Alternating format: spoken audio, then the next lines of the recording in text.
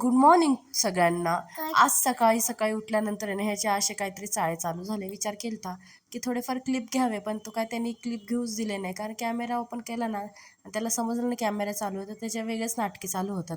रोज सकाळी आहे ना ह्याला उठल्यानंतर झाडांना पाणी द्यायचं असतं, कारण त्याला पण माहिती आहे की झाडांना पाणी दिलं नाही तर झाडं मरून जातील, म्हणजे त्याला परत झाड भेटणार नाही. आणि त्याच्यामुळं तो रोज झाडांना पाणी देतो. चला म्हटलं की आता तो झाडांना पाणी देतोच आहे, तर माझं एक तर काम वाचूनच गेलं, कारण तो न चुकता रोजच झाडांना पाणी देतो.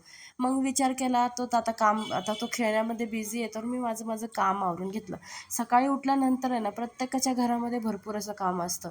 मी पण ह्यांच्यासाठी आहे ना डब्बा करून दिला, शिवसाठी नाश्ता बनवला होता. आणि मी असं काही काम करत असले ना की तो मध्ये मध्ये येणार, म्हणजे येणारच. खेळता खेळता असं का असे ना तो माझ्याकडे येणारच. आणि मम्मा काय करते ना, काय बनवलं, सगळं त्याला बघायचं असतं. आणि जवळपास त्याचे पाय झालेत ना तो इकडं चढ तिकडं चढ, हे फेक ते फेक, त्याचे सगळ्याच गोष्टी चालूच असतात. काय करणार, त्याला इकडं कोणी फ्रेंड्स नाही आहेत ना, त्यामुळं तो घरातच असतो. मी आहे ना जास्त करून त्याला बाहेर नेते, पण खाली खेळायला कोणी नसतं. एखाद्या दिवशी त्याला कोणी भेटलं ना तो तेवढा खुश होतो ना पोरांमध्ये गेल्यावरती.